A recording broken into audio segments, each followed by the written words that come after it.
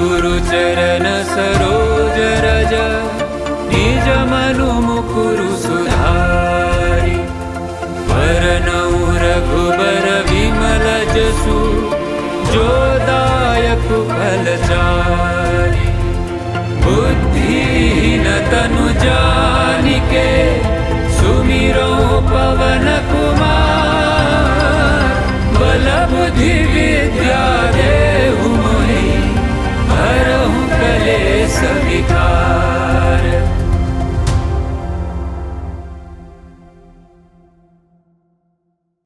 రామావతారం నందు కూడాను రాములు హనుమంతునికి ఆజ్ఞాపించాడు. रामावतार में राम ने हनुमान को आज्ञा दी। హనుమాన్ నీ వెళ్ళి సీతాన్వేషణ సల్పాలి. हनुमान, तुम्हें जाकर सीता की खोज करनी है। లంకలో ప్రవేశించి సీత ఏ విధంగా ఉంటుండదో ఆమె యొక్క స్థితిగతులను కనుక్కొని రమ్మన్నాడు. लंका में प्रवेश कर वहां सीता का हालचाल पता लगाने को कहा। హనుమంతుడు సందేహించాడు. हनुमान ने संकोच किया। ఇంత పెద్ద సముద్రాన్ని నేను ఏ విధంగా దాటాలి? इतने विशाल समुद्र को मैं कैसे पार कर सकता हूं? నన్ను పొమ్మని చెప్తున్నాడు मुझे जाने के लिए कह रहे हैं। అని కొంత సందేహించాడు. सोचकर तनिक संकोच किया। తిరిగి రామనామాన్ని స్మరించాడు. फिर राम नाम का स्मरण किया। ఆజ్ఞ ఇచ్చినటువంటి వాడే ఈ కార్యాన్ని కూడా నువ్వు పూర్తి చేయించుకుంటాడు. जिन्होंने कार्य दिया है वही इस कार्य को पूरा करवा लेंगे। నాతో ఈ కార్యం సాధించే నిమిత్తమై నాకే ఆజ్ఞ ఇచ్చాడు, ఇంకెవరికి ఇవ్వలేదే. मुझे ही आदेश दिया है, किसी और को क्यों नहीं? కనుక ఆజ్ఞాపించినటువంటి ఆ భగవంతుడు ఈ కార్యంలో కూడా అన్ని ఏర్పాటు కూడా తానే చూసుకుంటాడని ధైర్యంతో ఎగిరాడు. अतः आज्ञा देने वाले ईश्वर ही काम पूरे करने के सारे प्रबंध करेंगे, ये मानकर वे धैर्य के साथ उड़े। నా గాఢమైన విశ్వాసము, उसे भगवान पर विश्वास है, అచంచలమైన విశ్వాసము, वो भी अटूट विश्वास। जामवंत के बचन सुहाए, सुनि हनुमंत हृदय अति भाए। तब लगी मोहि परिखेहु तुम भाई, सही दुख कंद मूल फल खाई। जब लगी आवो सीतहि देखी, होई ही काजु मोहि हरस बिसेसी। अस कही नाई सबन ही कहु माथा, चले हर्षिय धरि रघुनाथा। सिंधु तीर एक भूधर सुंदर, कौतुक कूदी चढ़े उताऊ पर। बार बार रघुबीर संभारी, तर के पवन तनय बल भारी।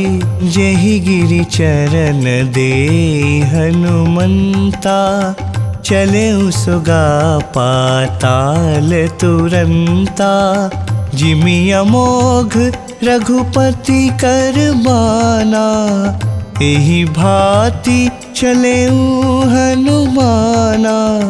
जल निधि रघुपति दूत बिचारी, तई मैं नाक हो ही श्रमहारी। हनुमान तेहि परसा, कर पुनि कीन्ह प्रणाम।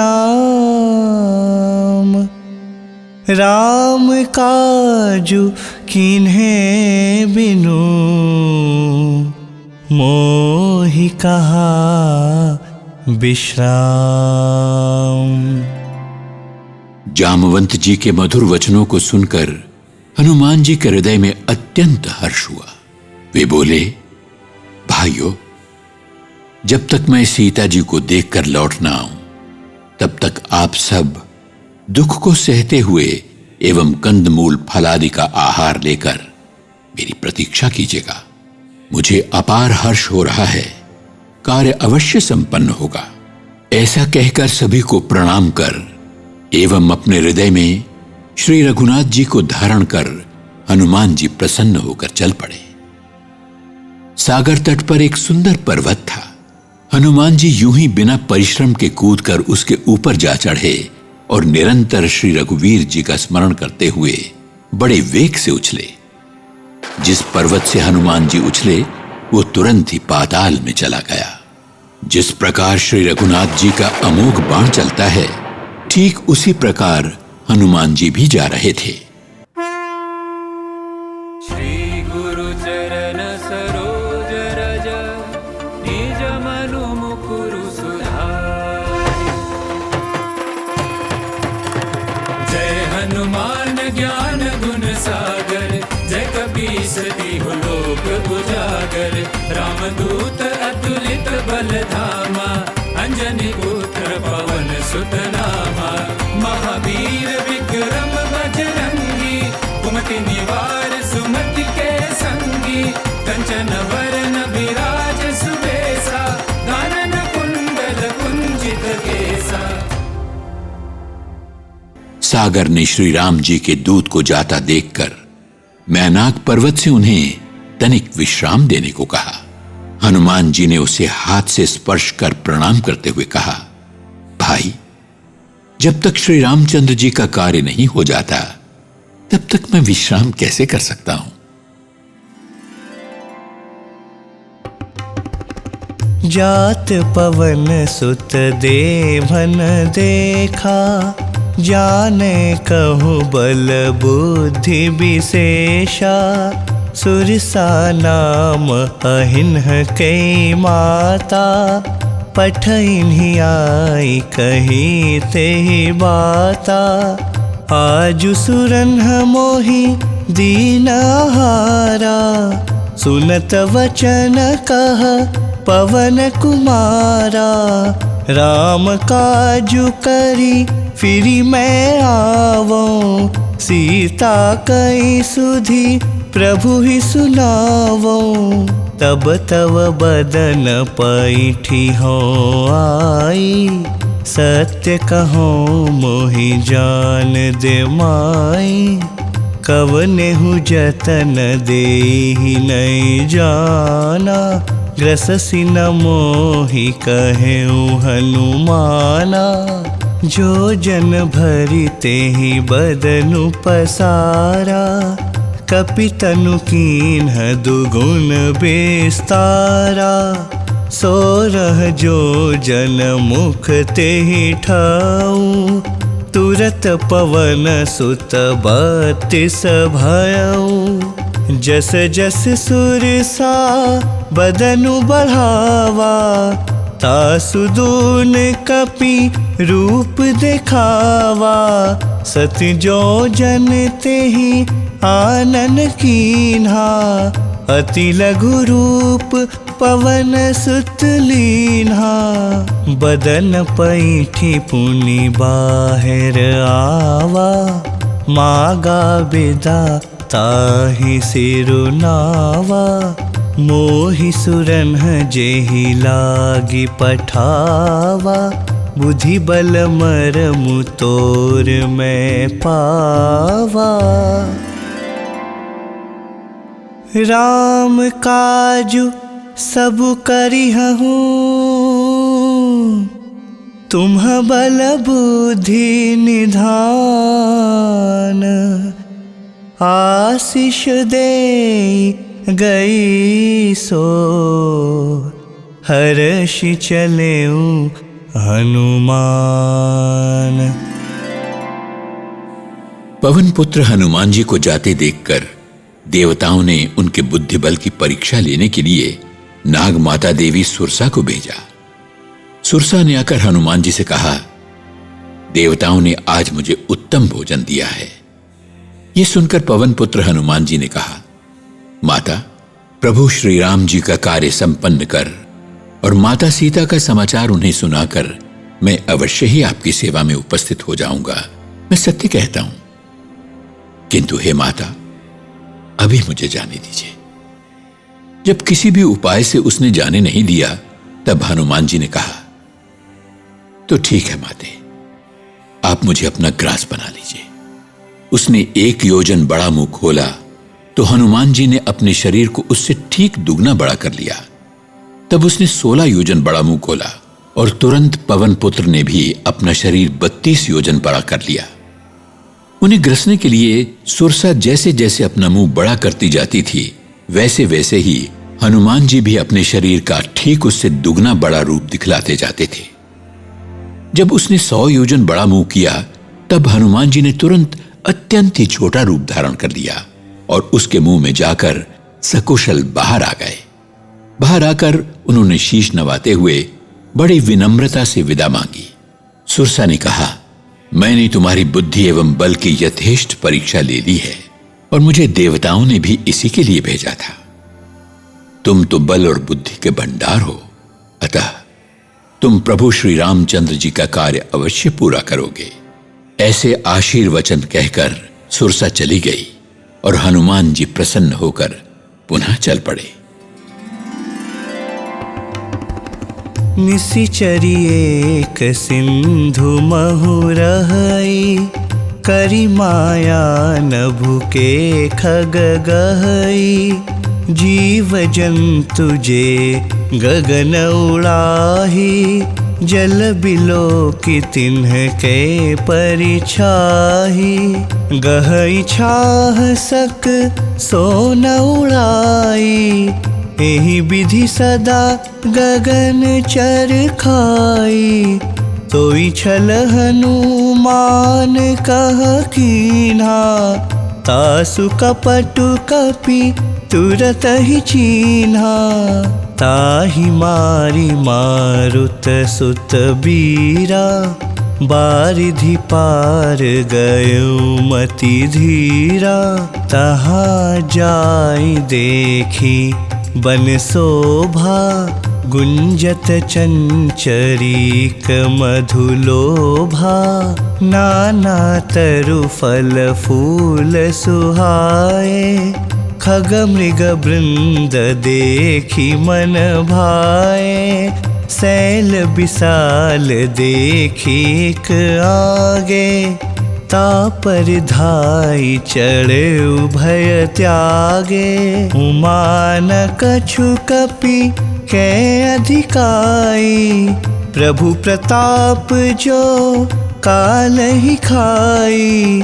गिरि पर चढ़ी लंका ते ही देखी, कहीं न जाई अति दुर्ग विशेषी। अति उतंग जल निधि चहु पासा, कनक कोट कर परम प्रकाशा। उस समुद्र में एक राक्षसी रहती थी, जो माया के द्वारा आकाश में उड़ने वाले पक्षियों की परछाई को जल में देखकर उस परछाई को पकड़ लेती थी, जिसके कारण वे आगे नहीं उड़ पाते थे और वो उन्हें खा जाती थी। उसने हनुमान जी के साथ भी ऐसा ही करने की चेष्टा की, किंतु कपिश्रेष्ठ ने उसके कपट को तुरंत ही पहचान लिया। धीर बुद्धि परम वीर पवन पुत्र उसका वध कर सागर पार सकुशल पहुंच गए। वहां उन्होंने वन की शोभा पर एक दृष्टि डाली। मधु के लोभ में भंवरे गुंजन कर रहे थे। नवीन फलों और फूलों के वृक्ष अत्यंत सुहावने थे। पशु पक्षियों के समूहों को देख उनका मन प्रसन्न हो गया। वे निर्भय होकर दौड़े और निकट ही एक बड़ी शिला पर चढ़ गए। शिवजी कहते हैं, हे उमा, इसमें कपिश्रेष्ठ की कोई बड़ाई नहीं है। ये सब तो प्रभु का प्रताप ही है, जिसके सामने काल भी कुछ नहीं है। उस चोटी पर से उन्होंने लंका नगरी का अवलोकन किया। इतना विशाल किला है कि क्या कहना। वो अत्यंत ऊंचा है और उसके चारों ओर समुद्र है। स्वर्ण पर कोटे का तीव्र प्रकाश हो रहा है।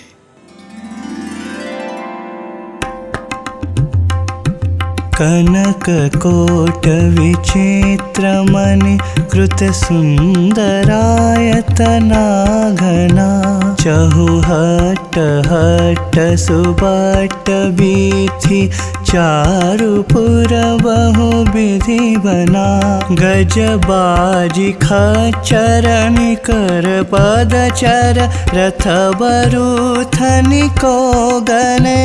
बहुरूप निशिचर जूथ अति बल सेन बरनत नहीं बने। बन बाग उपवन बाटिका सरकूप बापी सोहहि। नर नाग सुर गंधर्व कन्या रूप मुनि मन मोहहि। कहूँ माल देह विशाल शैल समान अति बल गर्जहि। नाना कार नभिरहि बहुविधि एक एकन तर्जहि। करि जतन भट कोटिन्ह बिकट तन नगर चहुदिसि रक्षहि। कहूँ महिष मानुष धेनु खर अज खल निशाचर भक्षहि। एहि लागी तुलसीदासिन की कथा कछु एक है कही। रघुबीर सर तीरथ शरीरनि त्यागी गति पैहि सही। पुर रखवारे देखी बहु कपि मन कीन्ह विचार। अति लघु रूप धरो निसी नगर करो पैसार। विचित्र प्रकार की मणियों से जड़े हुए परकोटे में अंदर बहुत से सुंदर सुंदर घर हैं। सुंदर चौराहे, बाजार, मार्ग, गलियों आदि सभी से सुशोभित नगर अत्यंत ही मनोरम है। हाथी, घोड़े, खच्चरों के समूह एवं पैदल तथा रथ समूहों की गणना ही क्या, भांति भांति के निशाचरों के दल हैं। उनकी अत्यंत बलवती सेना का वर्णन करते नहीं बनता। मनमोहक वन, उद्यान, फुलवाड़ी, सरोवर, जलकूप, बावड़ियां आदि भली भांति सुशोभित हैं। मानव, नाग, देव और गंधर्वों की सुंदर कन्याएं तो मानो अपने सौंदर्य से मुनियों के मन भी मोह लें। कहीं पर्वत के समान विशाल शरीर वाले अति बलशाली पहलवान गरज रहे हैं। वे अनेक अखाड़ों में आपस में कई प्रकार से भिड़ते हैं और एक दूसरे को ललकारते हुए चुनौती देते हैं। भयंकर शरीर वाले योद्धा बड़े चौकन्ने होकर नगर के चारों ओर से रक्षा कर रहे हैं, तो कहीं दुष्ट दानव भैंसों, मनुष्यों, गायों, गधों और बकरों आदि को खा रहे हैं। तुलसीदास जी ने इन सब का थोड़ा बहुत वर्णन इसलिए किया है क्योंकि ये सभी निसंदेह प्रभु श्री राम जी के तीर्थ रूपी बाणों में शरीर त्याग कर ही मोक्ष पाएंगे। नगर के रखवालों की विशाल संख्या को देखकर कपि श्रेष्ठ ने सोचा कि रात्रि के गहन अंधकार में ही अति सूक्ष्म रूप में नगर में प्रवेश करना उचित होगा। मसक समान रूप कपिधरी लंक ही चले सुमिरी नर हरि। नाम लंकिनी एक निशिचरी सो कह चले सी मोहि निंदरी। जाने ही नहीं मरमू सठ मोरा मोर आहार जहाँ लगी चोरा। मुट्ठी का एक महाकपिहनी रुधिर बमत धरनी ठन मनी। पुनि संभारी उठी सोलंका जोरी पानी कर विनय सशंका। जब रावण ही ब्रह्म बर दीन्हा चलत बिरंची कहाँ मोहि चीन्हा। विकल हो सीते कपि के मारे तब जाने सुनि सिचर संघारे, तात मोर अति पुण्य बहुता, देखऊं नयन राम कर दूता। तात स्वर्ग अपवर्ग सुखा, धरिय तुलाइक अंग, तूल न ताहि सकल मिली, जो सुख लव सत्संग। हनुमान जी एक मच्छर के समान सूक्ष्मतम रूप धारण कर नर रूप प्रभु का आवाहन कर लंका में चले। द्वार पर लंकिनी नामक राक्षसी ने उन्हें रोककर पूछा, बिना मेरी अनुमति के कहां जा रहा है? हे मूर्ख, कदाचित तुझे मेरे बारे में सही ज्ञान नहीं है। तेरे जैसे सभी चोर मेरा भोजन ही होते हैं। कपिराज जी की मुष्टिका के एक ही आघात से वो खून की उल्टी करती हुई पृथ्वी पर धराशायी हो गई। पुनः अपने आप को संभाल कर उसने हनुमान जी से प्रार्थना करते हुए कहा, जब ब्रह्मा जी ने रावण को वरदान दिया था, तब चलते समय उन्होंने मुझे निशाचरों के पतन का ये लक्षण भी समझा दिया था कि जब मैं किसी वानर के आघात से व्याकुल हो उठूंगी, तब इसका तात्पर्य होगा कि असुरों का अंत अब निश्चित है। मेरे अहोभाग्य जो मैं प्रभु श्री रामचंद्र जी के दूत के दर्शन कर कृतार्थ हो सकी। तातश्री, यदि स्वर्ग और मुक्ति के समस्त सुखों को तराजू के एक पलड़े में रखा जाए, तो वे सब मिलकर भी दूसरे पलड़े में रखे लव मात्र के सत्संग से प्राप्त होने वाले सुख की बराबरी नहीं कर सकते। प्रभिसि नगर की जय सब काजा, हृदय राखी कौशलपुर राजा। गरल सुधारि पुकरै मिताई, गोपद सिंधु अनल सितलाई। गरुड़ सुमेरु रेणु समताही, राम कृपा करी चितवा जाही। अति लघु रूप धरेऊ हनुमाना, पैठा नगर सुमिरी भगवाना। मंदिर मंदिर प्रति करी शोधा, देखे जहाँ तहाँ गणित जोधा। गयऊ दसानन मंदिर माही, अति विचित्र कहीं जात सोनाही। शयन किए देखा कपितेहि, मंदिर महुन दिखी बैदेही। भवन एक पुनि दीख सुहावा, हरि मंदिर तह भिन्न बनावा। रामायुध अंकित ग्रह, शोभा बरनी न जाई। नव तुलसी का वृंद तहा, देखी हर्ष कपिराई। अयोध्या नरेश, श्री रघुनाथ जी को हृदय में रखकर लंका में प्रवेश कीजिए, अपना कार्य संपूर्ण कीजिए। जिस पर प्रभु श्री राम की कृपा दृष्टि हो, उसके लिए विष अमृत हो जाता है, शत्रु मित्र बन जाता है, समुद्र गाय के खुर के समान हो जाता है, अग्नि शीतल हो जाती है और सुमेरु पर्वत धूल के कण से अधिक नहीं रह जाता।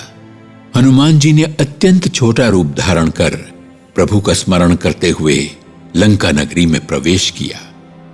उन्होंने एक एक महल जाकर खोज डाला, जहां तहां तैनात असंख्य योद्धा देखे। रावण के भव्य महल में भी, जिसका वर्णन करना संभव नहीं है, उन्होंने जाकर देखा। वो उस समय निद्रा मग्न था, किंतु वहां पर उन्हें सीता जी की उपस्थिति का कोई भी चिन्ह नहीं दिखाई दिया। फिर उन्हें एक और सुंदर महल दिखा, जहां ईश्वर का अलग मंदिर भी बना हुआ था। श्री रामचंद्र जी के धनुष बाण के चिन्ह से सजे उस महल की शोभा का वर्णन नहीं किया जा सकता।